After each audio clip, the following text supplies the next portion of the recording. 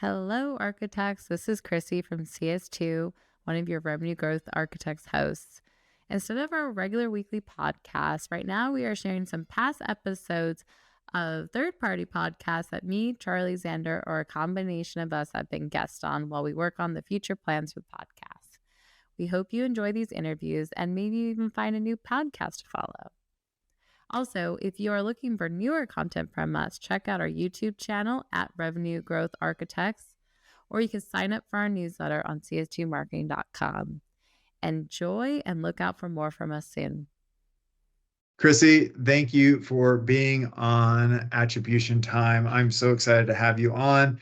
I started tracking things that you were posting on LinkedIn, and I was like, we need to talk, because I was just like, it was just spot on of some of the challenges that people were facing with attribution.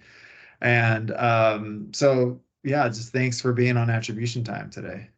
Yeah, thanks so much. I'm excited to talk about it. It's a very hot topic, so so it's no surprise that you have a whole podcast dedicated to it. There's Yeah. endless amounts of commentary on attribution. Yeah, and hopefully people can nerd out with us in this. I obviously get a little more excited than probably the average person about it, but you sent me a really cool slide around when to use attribution, and we kind of talked about this idea of, like, not a one size fits all attribution, which is Mhm. the challenge at times when people are trying to do it, marketing groups are trying to do it. Break that down a little bit more for me, what you're seeing, what you're experiencing there. Yeah, so I think one thing that has like happened in this space and what I think about is like I think there's just kind of confusion around attribution, which is great because there's resources like this, but I think a lot of the time, when people think about attribution, they quickly think about like multi-touch attribution, and like getting a look at all of your touch points and how they're impacting your campaigns. And they're always trying to look for kind of like that silver bullet. Oh, what is the like one type of reporting that I can do to help me show that my marketing is working? Or to what they actually should be thinking is how to improve it. But that's usually like, how can I actually show that I'm influencing pipeline and really contributing to revenue? And I think that's like probably where some of the confusion starts with. I think in some ways, historically, CMOs and marketers have been told that you have to like prove yourself. You have to like come to the board with like hard numbers and ROI and really speak about revenue. And that's true. You should be speaking about revenue in an aligned way.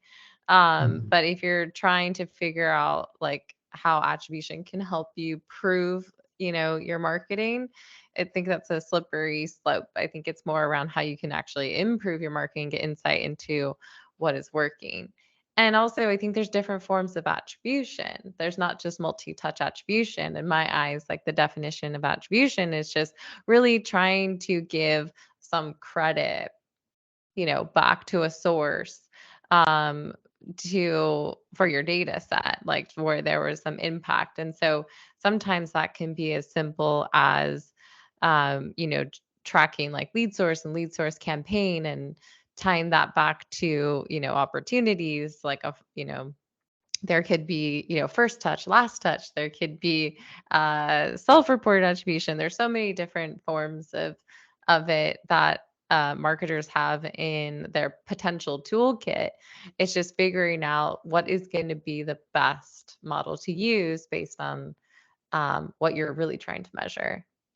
Yeah, exactly. And I think with marketers, they go out and they try to do attribution. And like you said, there's a lot of tools that are typically already in your tool belt based upon the marketing automation platform you're using, and self-reporting. Like, you can do a lot of it.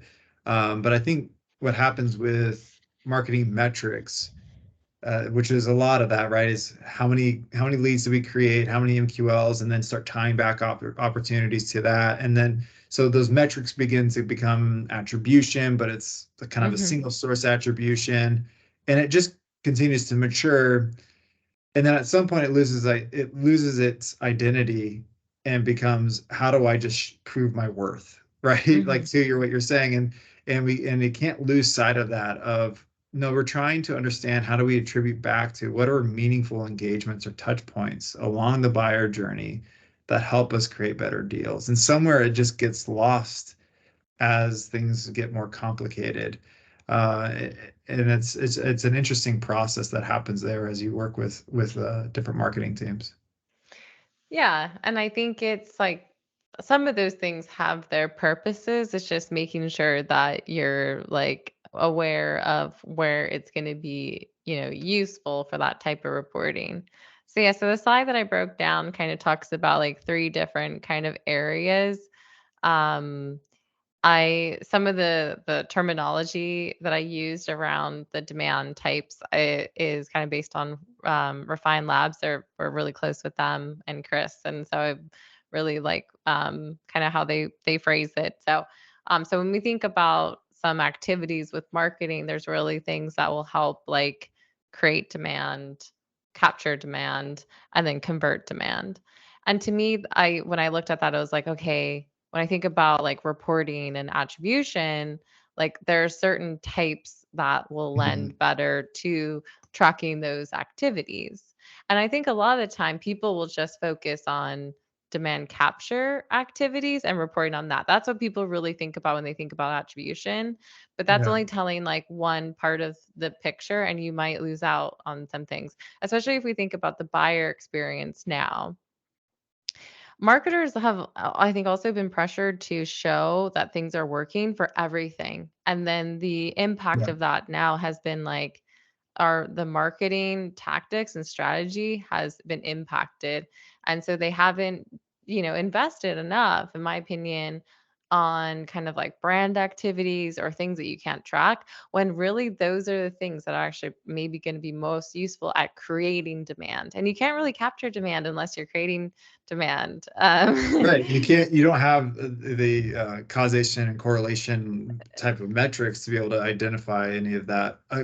Quick thought on that. I want to get your hot take on it is, you're running a business, Mhm, and so what I find sometimes is when I work with marketing groups, there's an initiative from the VP or the executive or whomever that says, okay, we need leads, we need MQLs, and we need to have a understanding of these conversions. And that's kind of the age old thing. Like if you go back to any mhm, business book, that's just how you run them, like your marketing, right? mhm, But to your point, like marketing then tries to go out and buy these other tools to help them create, like understand the journey, understand these mhm, processes, understand the buyer's engagement. And there seems to be a silo there of like the mhm, marketing team has all these metrics and trying to do attribution so that they can understand and create worth. But then like the executive is over there saying, I just need to know these things. And there seems to mhm. be a disconnect in that. Is that something you've come across with and as you've kind of ran your own businesses or even what you're seeing with the businesses that you're working with? Yeah, I think a lot of the time where there's pressure down from executives is, and also like where like businesses are really modeling is they're typically looking at funnel metrics, like you Yeah. talked about, which funnel metrics, we'll usually talk about funnel metrics alongside attribution because both should kind are the main tools at your disposal. Funnel metrics is really though a measurement of trying to, like you said, track how leads are flowing through your funnel, but really it's like how they're engaging with like your sales process, like from the moment you capture them, that name and that person, how are they following your sales process that you're setting? Are you setting sales ready leads to sales, and then how are those moving into like working, and then are you getting meetings booked and then to opportunity? And that's really valuable, and then to revenue really. And then that's really valuable for a company because they can get, insights Yeah. into what's working from their sales process. And then also if from that point, if you're looking at the tipping point, which is usually what we would suggest for funnel metrics, where you can, once a person becomes sales ready and what you can track the source and um, the campaign of what actually like caused them to become sales ready. like you said, it's one point of reference, but that funnel metrics are the kind of that top level. And there's a lot of business planning, because when you're doing some business planning, you kind of need to draw a line in the sand to say like, hey, where are all our kind of leads coming from? Usually they're tied to sources where you're putting in budget, but it needs to be taken also with like a grain of salt. To me, funnel metrics are actually better at getting insight into bottlenecks in your sales process, and also how you're sending sales ready leads to sales, and if it's good or not, if you're and also putting SLAs around that. But it's good to see kind of like what's converting over to opportunities, so you can kind of draw a line in the sand and report on those. But where it falls short is it doesn't always tell the full picture. Like you said, it's like, what is driving that person to um, become an MQL or sales ready? But there's a lot of activities that we do that isn't that activity. Like I said, there's demand creation activities, like a podcast that they're listening to, or community engagement, things like that.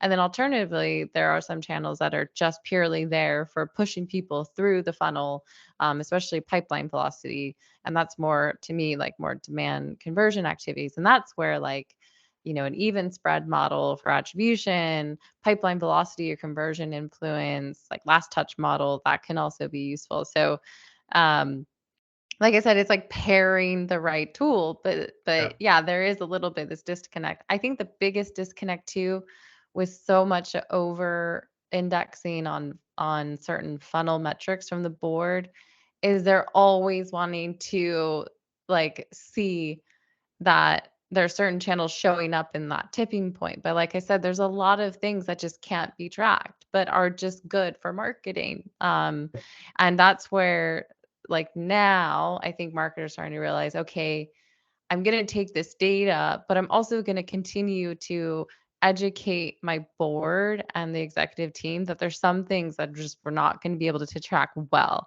Yes, we can put certain things in like self-reported attribution when someone comes inbound, or I actually like putting that into the sales process, like having a BDR or a salesperson actually say like, hey, how did you find out about us? And things like that. So That's then a you good can, point. You don't have to have a form. Like no. allow that to happen organically, Mm-hmm. and have a way to be able to insert that or track that. That isn't a heavy lift by any means, but it's really valuable to have that self-reported, because again, there's things in which we can't track. And I just wanted to really highlight that for whoever's listening. Like there's ways to capture that outside of just a lead gen form or something of that sort. Like there's be a Yeah. little bit, that you can be strategic and have a fun way of being able to capture that kind of data point.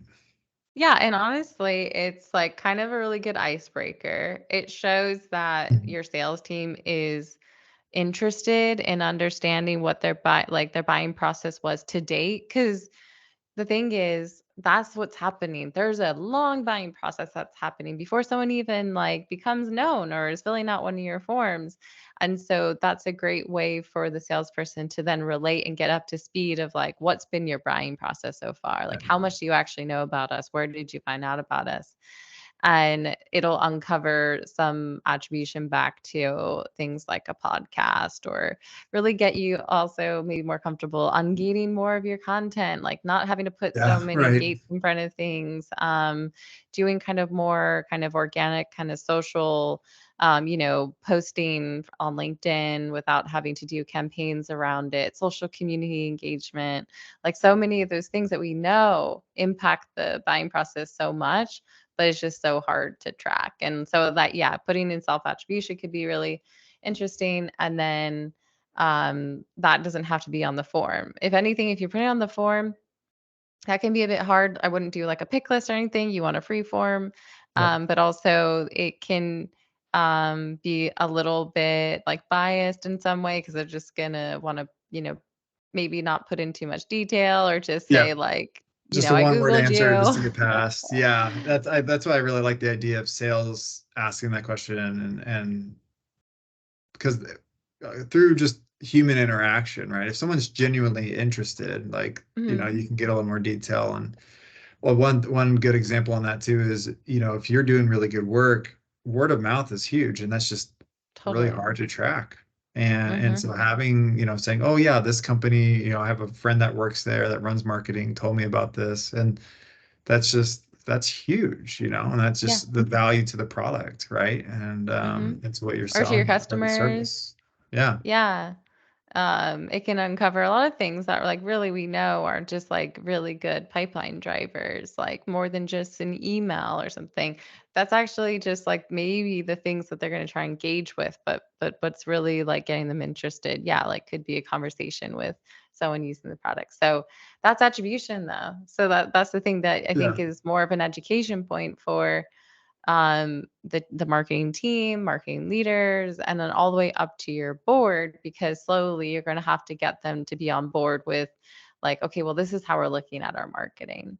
Mhm. So yeah, so How I would you think that recommend people like approach those conversations of like, hey, we just spent XYZ amount of dollars on an attribution tool, and then you're coming in and you're saying, hey, there's gonna be certain things we just can't track. And like to you and I, and to probably many others, like that's pretty understandable, right? hmm But when hmm it's about, okay, well, I gave you X number of dollars to show value to do this, and you're gonna have like, well, there's this dark funnel or there's this, area in which is not there. So how would you help, or how would you coach someone in a conversation like that? yeah, I think that maybe like breaking it down the way that I have is actually probably a good thing, because you can say, okay, out of like my budget and the things that I'm doing, I have my demand creation activities. These are harder to track. This is going to be my tool for Mhm. measuring it. And then when you do pay for an attribution tool, it's likely that that's going to help give you insight into the next two, like demand capture activities, which is things that are initiating a sales cycle, people Yeah, are engaging with, like your demo on your website, events, things like that. And then the last one, like the conversion activities, because then you're going to be able to, we suggest an even spread model for attribution, because it's a bit easier for people to understand. But you yeah, could also look at potentially in this just specific spot. Like even spread works really well for demand capture and demand conversion, but a last touch model could work well for demand conversion, because usually whatever is maybe the thing before it closed. Or you can just look at like pipeline velocity or conversion influence, just to show like maybe what campaigns are increasing, shortening the time or increasing the conversion from opportunity to close. So I think yeah, talking about like that tool will help me, answer a lot of questions or get insights into demand capture and demand conversion. But hey, we know that we still need to do some of this demand creation activities. We can't use this tool or our traditional model of measurement, but we're going to do this. And another one I haven't even measured was like implied attribution. Actually, Rand Fishkin. I'm sure a lot of people yeah, know him. yeah. He does some great content on implied attribution. So like maybe just go Google it and watch it. But you can even say you're doing like a podcast like this, and for me, like maybe loads of people are going to listen, I don't know. And then I start to see, oh, the launch date for that podcast, or even that week, we saw Yeah, more people come to our website, or we saw more people, engage with uh, our offers, or they came inbound. You can do some implied attribution to say like, oh, it's likely it was maybe because of that podcast I was on, or my CEO yeah, was on, or our own, right? yeah.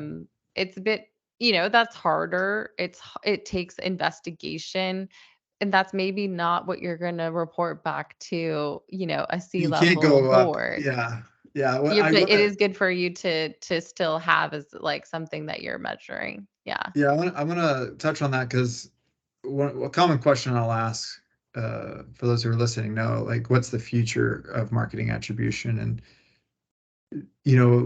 what's been a common theme throughout our conversation is the human element to all of Uh-huh. this, right? Yeah. You can go out and buy a tool, you can go and do these things, but like at the end of the day, like you need sales to have a good conversation to understand like how they actually like hear about you. And then Uh-huh.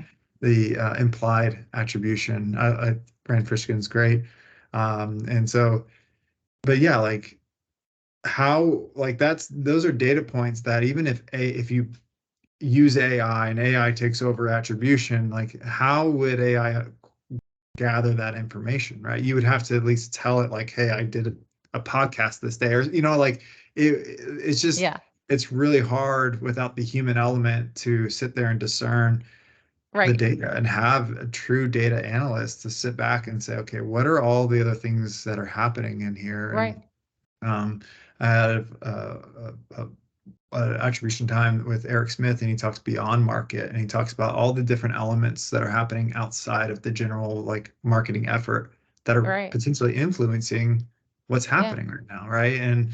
And we see that through just especially the last couple of years of everything that's happened with health and vaccines and all these other things, and it's just like there's things outside the elements of your general marketing efforts that are going to impact it as well.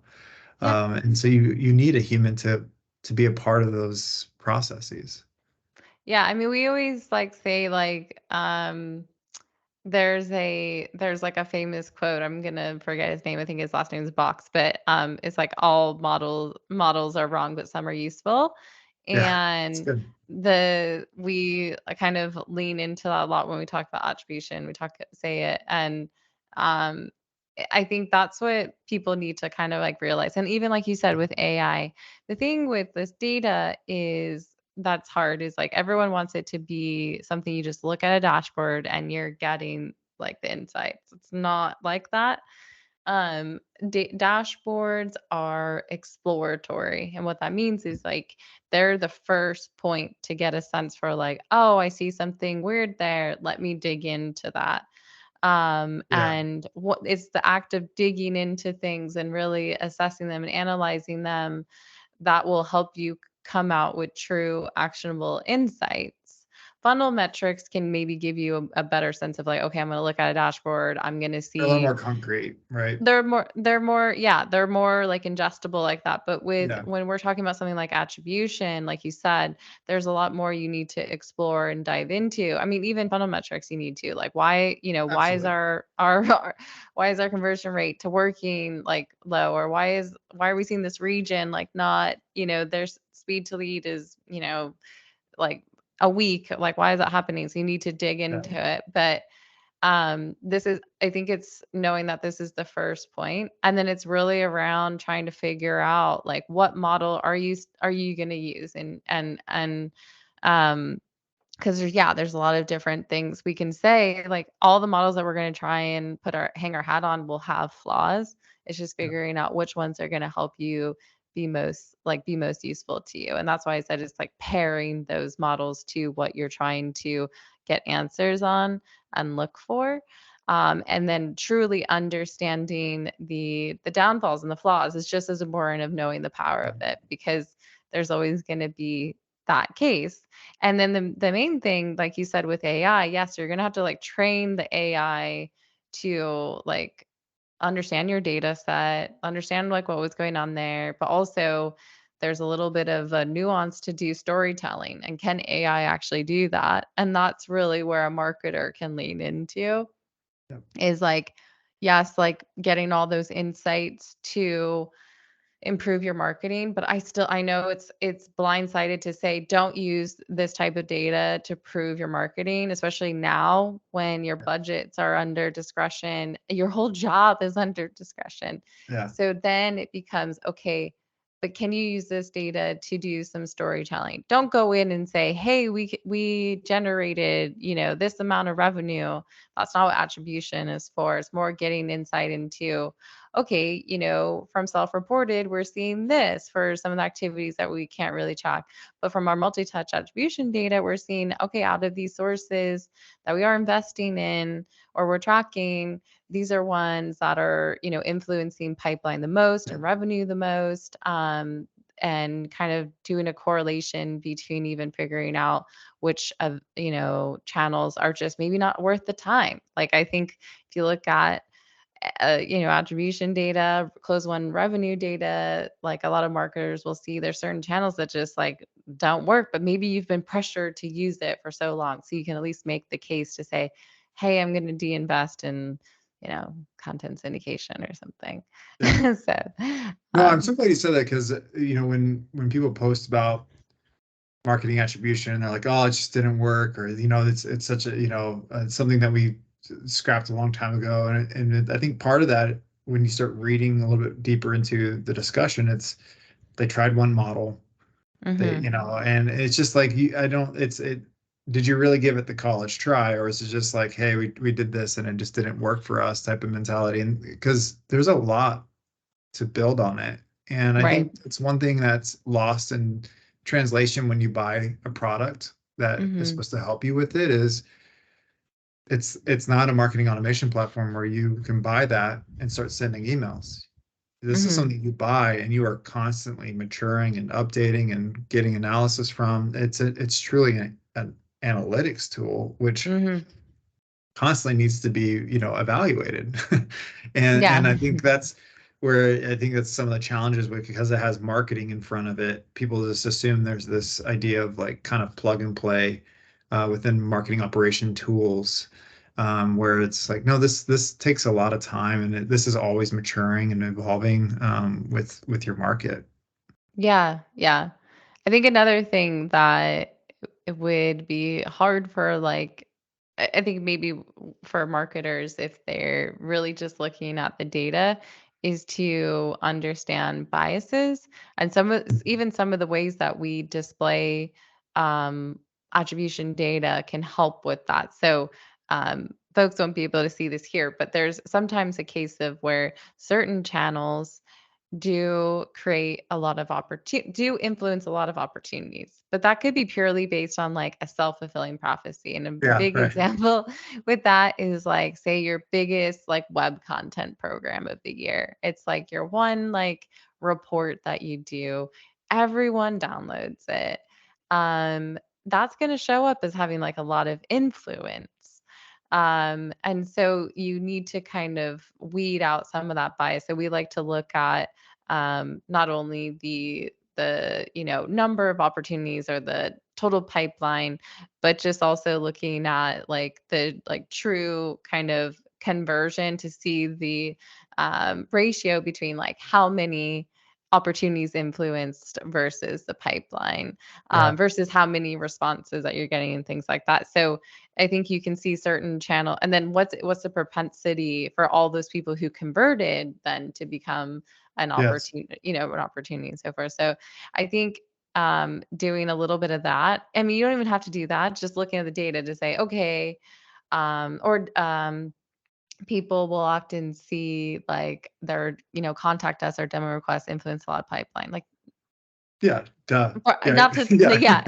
I don't Yeah. wanna swear here, Yeah. but normally I do. Yeah. But like, no duh. Yeah. And so it's digging into though, if you're tracking your UTMs on the campaign member, Yeah. looking at what channels are driving more of that, those conversions and so forth. So um just trying to uncover some of those biases. And I think that's where people like see it. They're like, oh, this isn't telling me anything. It's just telling me that contact sales is Right. influencing a lot of my pipeline. It's just telling me that all the things that I kind of already knew. But with like an even spread model, and then if you're able to kind of weed out some of those biases, or if you're looking at velocity instead, um, can maybe get you some better insights. And honestly, I think attribution is better at telling you what's not working versus what is working. If you're Yeah. just going to say Well like, said. "Hey, these are all our top channels and how much pipeline," you're losing out on the real impact to tell you, "Well, what's not showing up? What did Mhm. you invest a lot of time and effort into and money that's just not influencing?" And uh uh, and the type of influence. So when I look at like events, a lot of people will be like, "Oh, my events like are not showing up," or yes, maybe they're not if you're looking at it for a certain type of model. That's why even spread is really great. But also, you should look at maybe like trying to figure out, okay, from a pipeline acceleration standpoint, how are events doing? Because normally, like, they're really great for that, or direct mail and so forth. So, um, Yeah, I wonder with that you though, know, like, does it happen to where when you first start with attribution, it is the what's not working. Yeah, So I think that so. as you mature that, now it becomes what is working. Like, like I think it Yeah. becomes somewhat of like a bell curve of sorts where you say, okay, what's not working, you fix that, and then you kind of get to like, well, we know like all the things that are working, and now it's not as fun. Like, who knows? I don't know like how legit that is. I would have to test that Well, out, but the it's way interesting how that would Yeah. potentially I play mean, the out. way that you're talking about that is kind of like how it should be used because it'll get you insight into what is not working. So you Yeah, stop investing in that. It's giving you insight into what is working. So you start to do more of that. just And plug so it all then in. hopefully then you'll see more and more things showing up as doing better. And that just proves that like you're using the data the way it was meant to be used, which is to try and make you make, help you make better decisions. Yeah, Um, and then also you need to just think about like time. Time is like the biggest enemy for some yeah, marketers. They're yeah, like, "Oh, I want to know like how good my campaigns are doing from like last quarter." It's like attribution data is not a short game, it's a long game. You have to wait until there's been time for those opportunities to be created to actually close one revenue. And if you're an enterprise where your deal cycle is really long, you can't look at your most recent campaigns. You need to look at like last year's data or think about looking at figuring out what your average deal cycles is and if you can split out certain types of opportunities or campaigns that attribute certain opportunities and look at it from a certain time frame. But that's also a really big misconception from people is like they think I'm going to turn on yeah. attribution, I'm going to start getting insight into what is working right away, not from a revenue standpoint, maybe from a Looking from a first touch, marketing like, standpoint, but again, you have to yeah, report on ROI. You got to like, yeah, yeah, it's like so many things. It's like you have to wait until a deal is closed for you to really understand